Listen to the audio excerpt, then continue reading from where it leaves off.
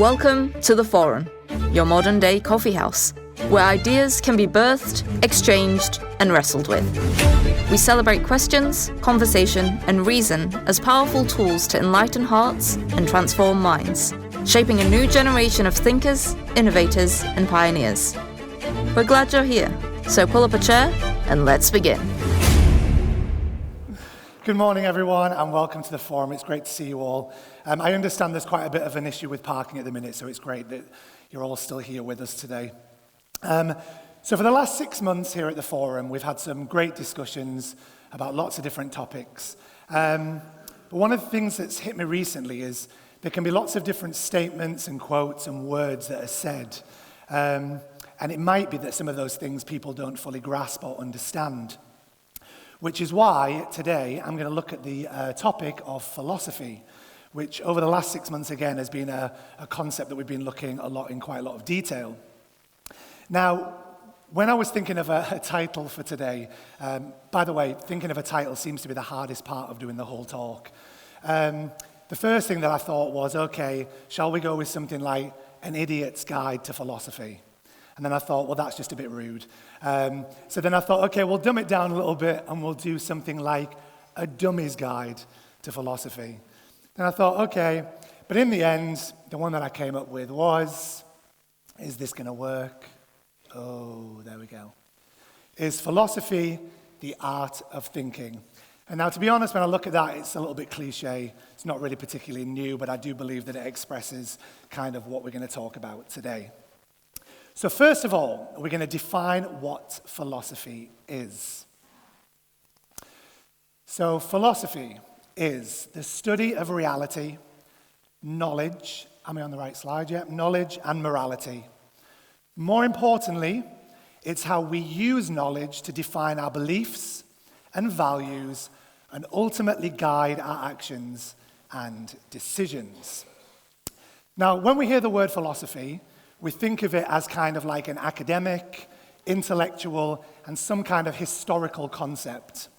We think of people like Socrates, Karl Marx, Immanuel Kant, Augustine, Nietzsche. Some of you are thinking, never heard of those before, but they're all main philosophers in the field. Now, all of these people developed their ideas based on their experience with the world. But you see, philosophy is actually something we all use and have, whether you are aware of this or not. Now, to break this down a little bit further, philosophy has 3 main branches. Number 1, we have metaphysics. Metaphysics simply means what's real. Is reality subjective or is it objective? Can it be known or is it abstract? The second one, epistemology. It refers to how do we know stuff? Can we trust our senses or is it filtered through bias? And then the last one is ethics and morality. It refers to what should we do? How do we align our actions with our values? Now, these 3 things are operating both consciously and subconsciously, whether you are aware of it or not. Now, my dad used to say, it's not about teaching you what to think, it's about teaching you how to think. And that's exactly why the Forum exists. It's not to dictate answers, but to foster a spirit of inquiry. The pursuit of truth is what brings us to healthy conclusions. Let's take an example, and it's something that I've talked about before. The Dark Ages, for example, was marked as a time of unknowing, whereby you surrendered your mind to the ruling class, made up largely of superstition. And there was a reason why it was very superstitious, because There were no tools or means to investigate why certain things were the way they were. So let's take a really practical example. The plagues that were happening during that period. What was causing them? The death and destruction that people saw around them must have been evil spirits, for example, or judgment from a deity. Who would have ever imagined that the reason why this death and destruction was occurring was simply because of hygiene? And it would account pretty much for all that was going on. Now, thanks to a shift in philosophy by means of inquiry, it was clear that the universe could be known, discovered, and understood. And this shift in thinking created the biggest revolution to mankind's existence. Now, some of you may have heard of this guy called Ignaz Semmelweis. I've actually mentioned him before in one of my talks quite a few years back. He was a physician, a Hungarian physician in the 19th century. And during this period of time, women, whilst giving birth, there was so much death for the child and the mother. Huge amount of mortality. And it was viewed that this was being caused simply by some sort of airborne pathogen. It must be just something that's in the air. It is what it is. We just have to get on with it. Anyway, Ignaz, what happened was he was looking around to see, well, what's going on here? And he found that the rate of mortality in women and children when treated by doctors and medical students was completely different to that when midwives were looking after them. So what he found out was doctors and their medical students who were delivering the babies were coming straight from doing autopsies to deliver the child. So there was a connection. Midwives, they weren't doing autopsies and delivering the child, less mortality. And then there were doctors who were going and working on dead bodies. They were then coming and delivering the child, and what was happening? The bacteria from the dead body was entering the woman, and it was killing both the woman and the child. Now, this is where, believe it or not, germ theory came from, where he realized that if these doctors and medical students washed their hands, the death and destruction that we saw from women giving birth would come to an end.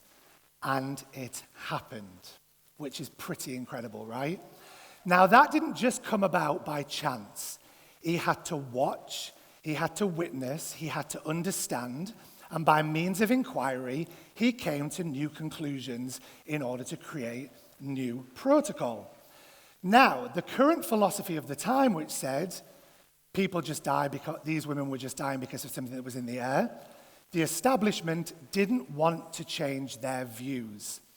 So eventually, even though it was proven that Ignaz was correct, they ended up locking him in an asylum, and that's where he eventually died, which I think is just awful. So you see, lives were saved because of a shift in philosophy. There are other examples. Nazi Germany, Mao's China, women's liberation, gay rights, the end of slavery. All of these are down to the prevailing philosophy that were adapted at the time. Now, why does any of this matter? Well, you see, we hear the word philosophy and we just think, oh, it's such an intellectual word. It's just for scholars and historians and academics, right? No, it's for all of us. It isn't a closed debate based on people's ideas centuries ago. Every choice we make is rooted in some kind of philosophy.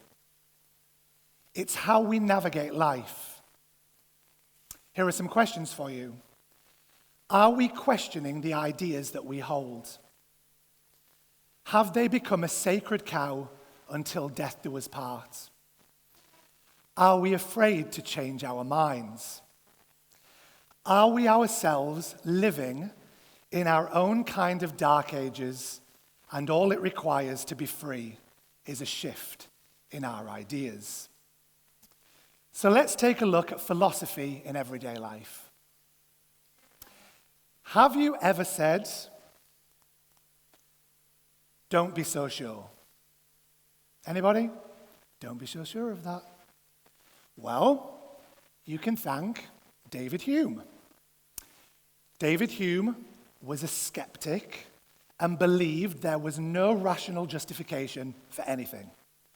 So when you're saying to someone, "Don't be so sure of that," you're not just saying words, you are actually presenting a philosophical view of life.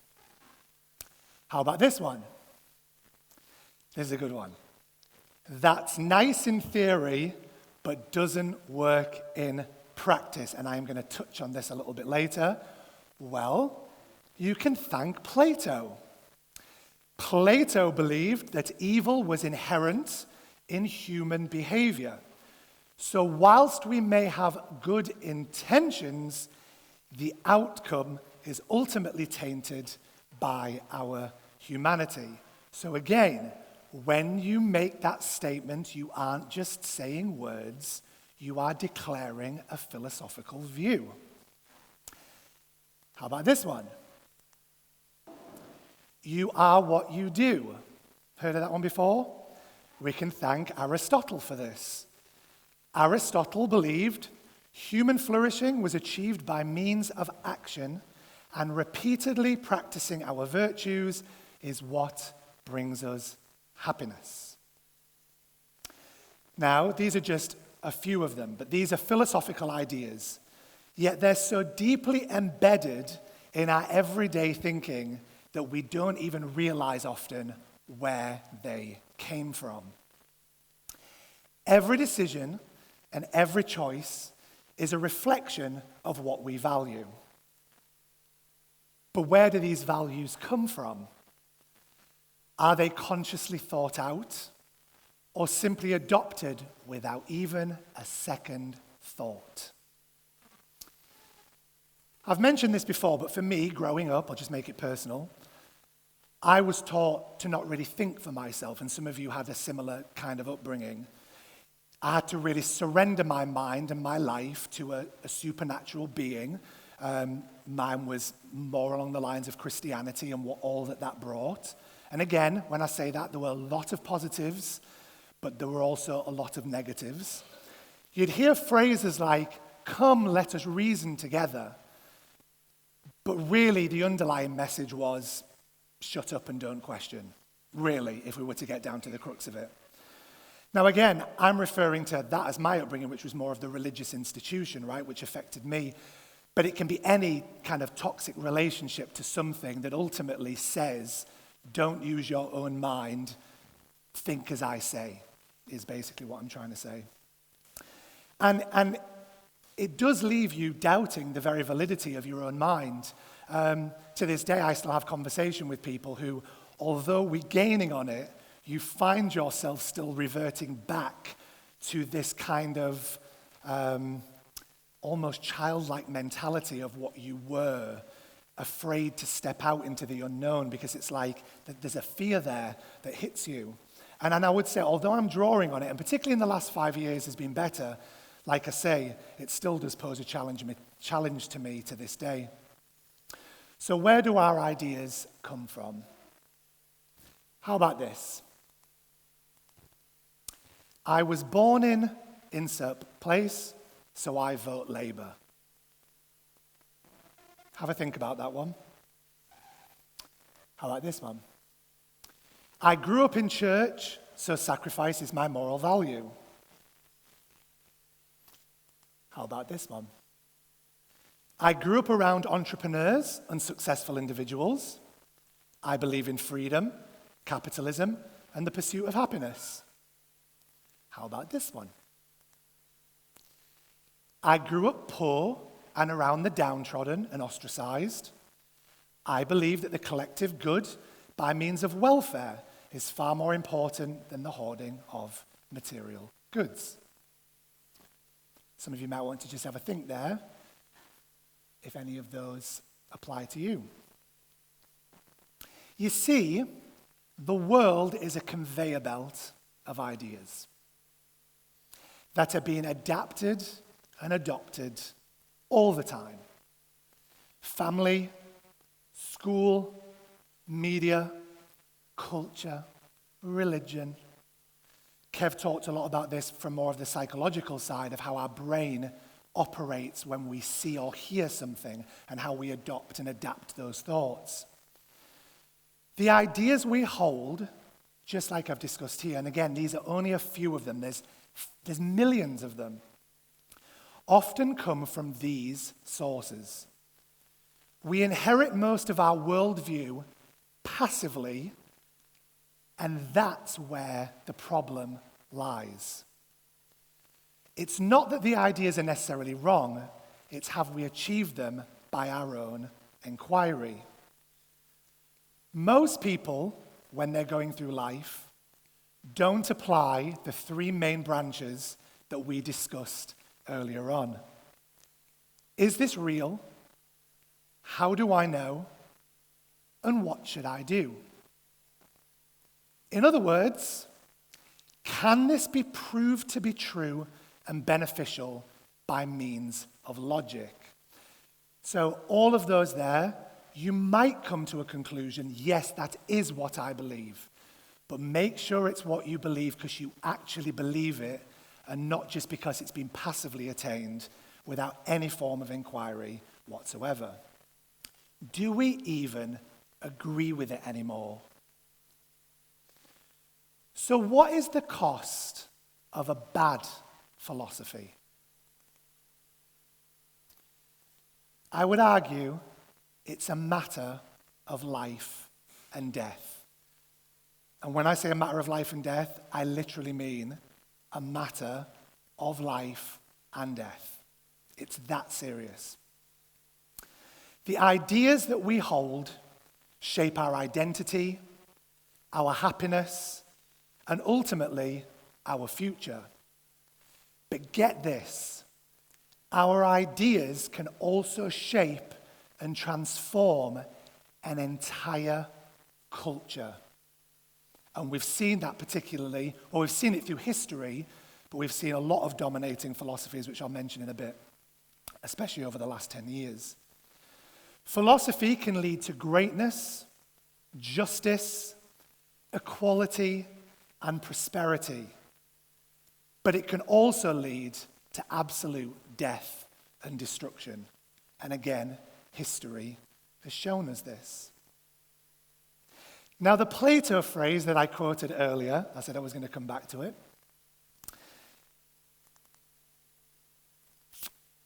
It's good in theory, but bad in practice. Have a think about this. How can something be good in theory if it leads to bad results? Stop for a second. How can something be good in theory if it leads to bad results? That's an extremely important question, and one that hit me about 5 years ago. We've heard the scripture, by their fruit you shall know them. If the outcomes of your philosophy lead to confusion, stress, hypocrisy, or even death, then maybe, just maybe, it would be worthwhile questioning the philosophy that you hold. It's not the outcome that's the problem, although death is a problem. It's what leads us to that point that is the problem. For example, there was a period in history where over 100 million people died. But you still hear people today saying, well, that wasn't because of the theory, it just wasn't executed properly. I'll leave you to think about that one. For me, one of the biggest ones was Augustine. Augustine developed the philosophy of original sin and the idea of penal substitution. Now, those of you who don't know what that means, it's the idea that God had to kill Jesus in order that our sins are cleansed and that we can be right with God. And I know that my dad did a lot of talking about that over the years. That was at the top of my list of a dominating philosophy for years.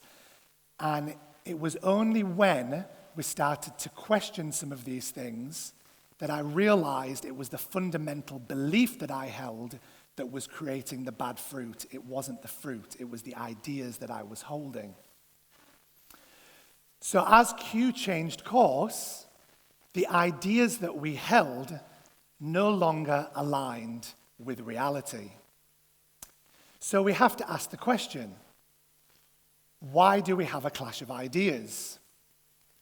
Do we even know the philosophy that we hold?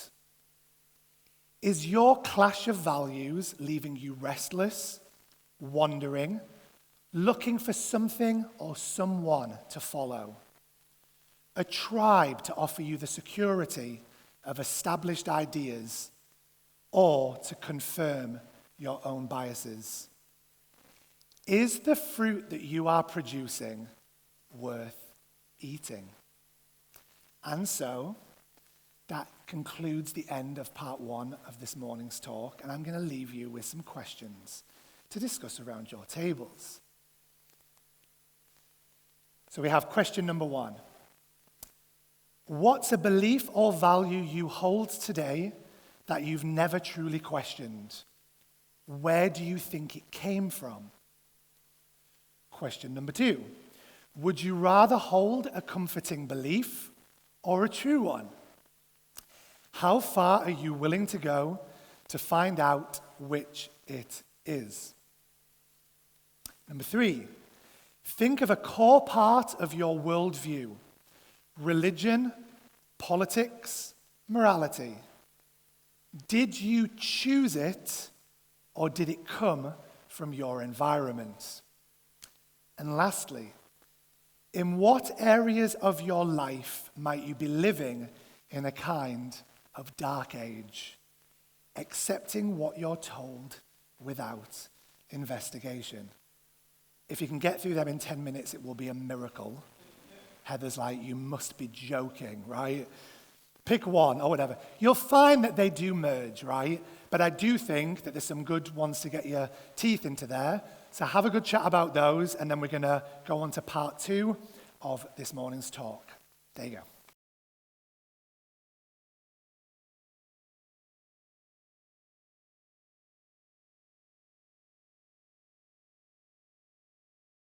So can we all agree that 10 minutes was definitely not enough?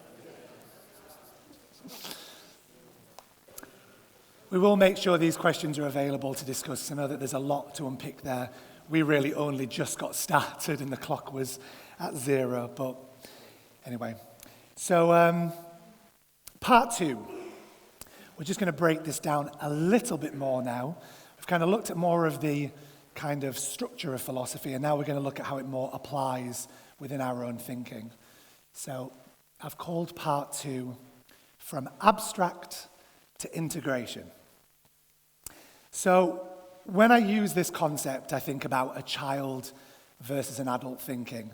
Now, Amel did some great gave some great points on this when she did her talk a couple of months back. And I don't know if you remember, she showed a video how a child has so many neural pathways forming when they're younger that it's millions, like per second or something, are just firing. And all these abstract ideas are just basically floating in midair, which I just thought was absolutely incredible. But a child absorbs ideas without even questioning them, right? Because everything is abstract. It's not yet developed the fundamental tools to analyze and judge the information that is coming into its mind. They simply understand the world as it is presented. So I didn't realize this. So do you know when you do this to a child, like peekaboo and stuff? Yeah? So when you hide behind your hands, you've gone. which is why they beam when it's not that you've just gone, you don't even exist anymore, which blew me away. I have children, so obviously I know some of you mothers and fathers out there will have investigated this a little bit more. I just thought that was phenomenal, and the reason why they are so excited, you've gone and you're back. Well, the truth is you haven't gone anywhere, but to the child, existence only exists when it can be literally seen and understood and grasped. Now, as an adult, we're aware that that's not the case. You still exist. We can reason, right? We can reflect. We can use logic to form conclusions. We can actively process these abstract ideas to formulate integrated conclusions. I always found it interesting that in the New Testament, within the Bible, there's a lot of talk of you're no longer an infant, become an adult. It's time to mature. And the question is, are you thinking like an adult, or are you still thinking and responding to life like a child? Now, there's a term in the computer world, and again, this is something that I learned this week. I don't know if it's used anymore, but it's called GIGO. Yes, GIGO, that's correct, Georgia. And it simply means garbage in, garbage out. Now, your mind is like a computer. The quality of its output depends on the quality of the input. Now, you can see how this is all tying into what we'd learned about philosophy before, so it's all connected. Now, this is one of the reasons, if you don't mind me mentioning this, why there's a big argument as to why, science and politics should remain separate. Now, here's why. You may disagree, and you're allowed to disagree, but this is why people say this. Because politics has a particular ideology or view as to what they believe culture should be shaped like or how it should operate. If politics has a large say in science, their biases and their ideas will ultimately influence what they want the result of science to be. So, for example, if you have a particular political ideology that says we want X to be the outcome, they are going to ultimately say to scientists, this is ideally what we think should be the outcome based on our philosophy. Therefore, can you do everything in your power to make sure that your outcome and your result sway towards that view?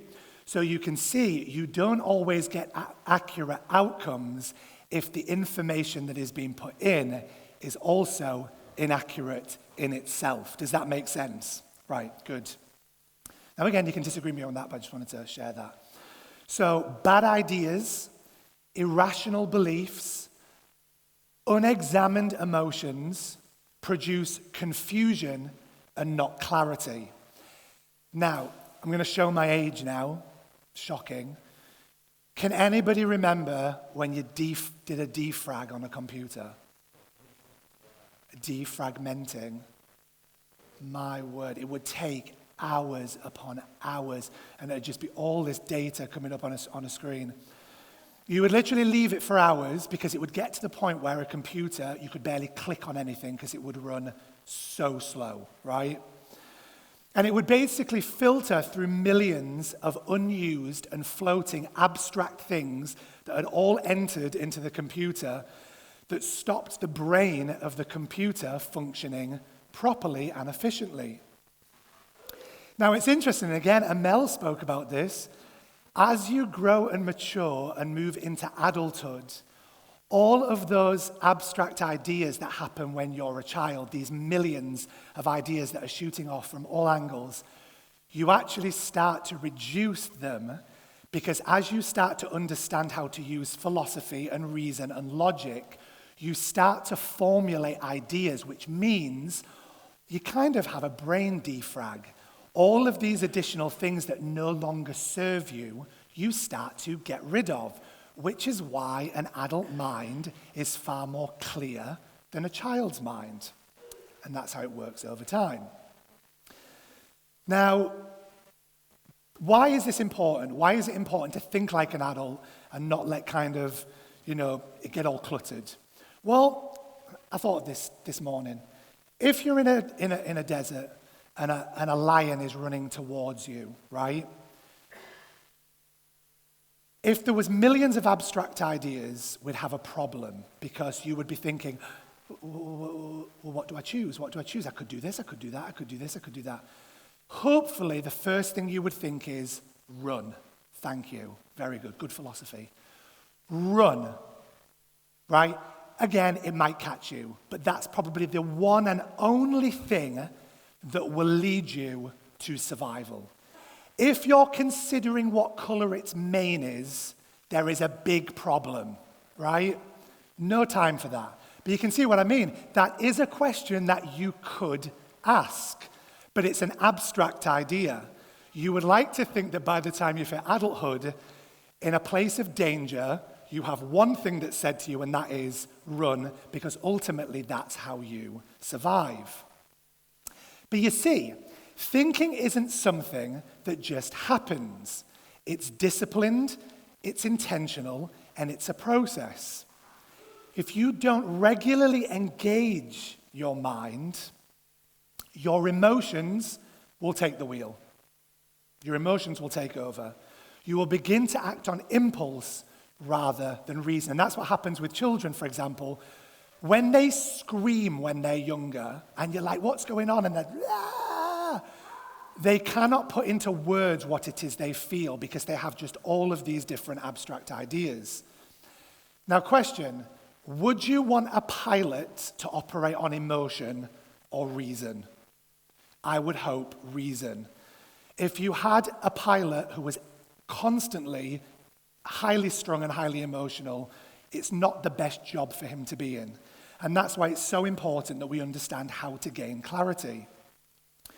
So if we look at the idea of emotionalism, for example, we've moved into a culture where emotion now is treated as sacred. We have things like therapy, which is highly promoted. And again, I'm not saying that that's a bad thing, but it's very much highly promoted. Self-help groups, the idea of emotional intelligence. Now, these things aren't bad in and of themselves, but emotion without clarity or reason ultimately leads to chaos. And can emotion really be used as a tool for thinking?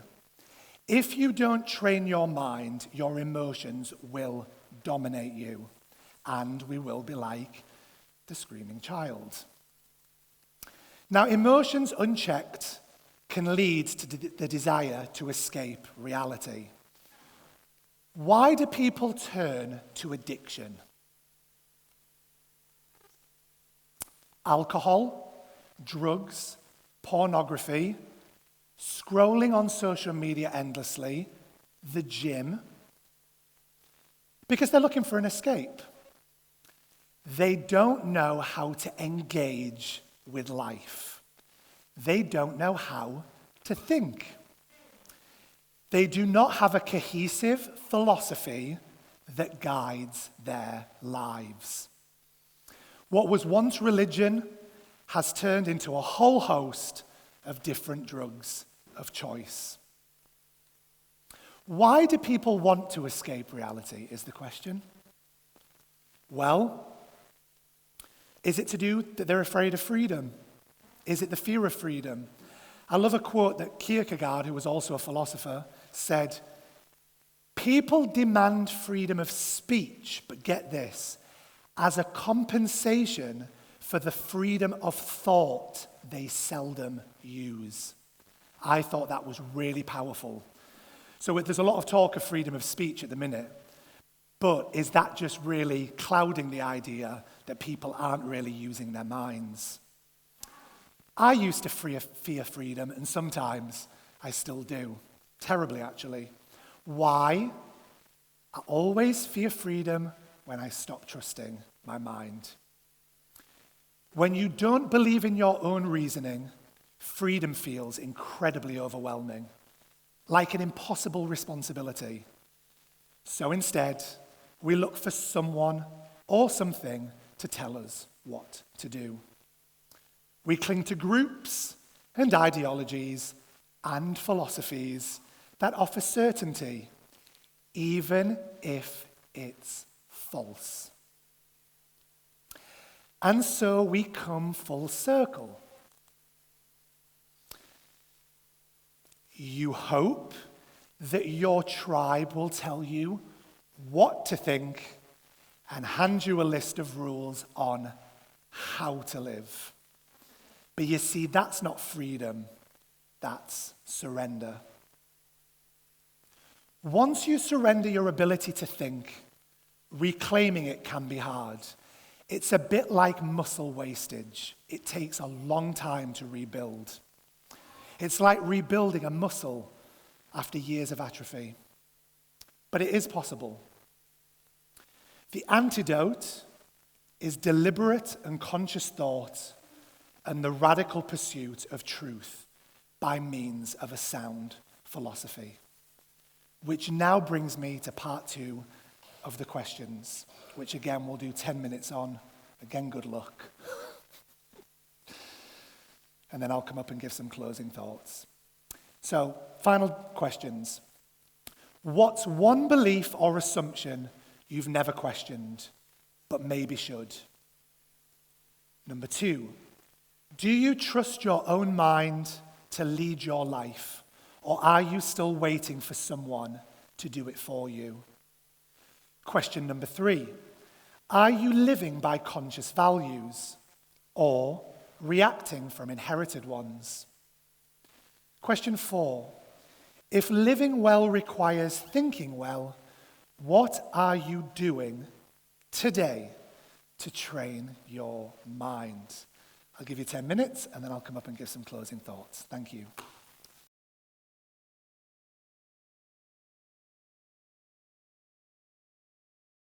I hope you've enjoyed this morning. I hope it's been clear and helped you a little bit understand some things. Just before I conclude, incidentally, and I'll mention this because it's kind of more of a modern day philosophy, woke is a modern day philosophy.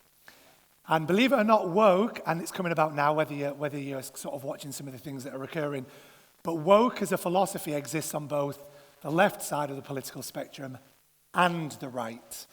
And I am thinking of doing a talk called Has Woke Destroyed the West? So on the back of some of the things that we've done today, I think I'd like to delve into that to see how more of the modern approach to philosophy is actually changing the way that culture thinks. So it might take me a year to come up with that one, but we'll give it a go anyway. So in conclusion, I read a great quote this week that says this: man's basic vice is the act of unfocusing his mind. To live well, you must stay awake. Check your premises, choose your values, question your beliefs. Here's another great one. Man has to be man, by choice. He has to hold his life as a value, by choice. He has to learn to sustain it by choice. That was from John Galt in Atlas Shrugged. Philosophy is the difference between drifting and deliberately directing your life. It shapes how you see, feel, choose, and act. Many of us still wait for a tribe to tell us what to think and how to live. But no one else can think for you. No one else can choose for you. The song Unwritten that we used to sing regularly perfectly reflects this. To conclude, to live well is to live intentionally. To live intentionally, you must think. And that, my friends, is the art of thinking and the responsibility of philosophy. Thank you very much.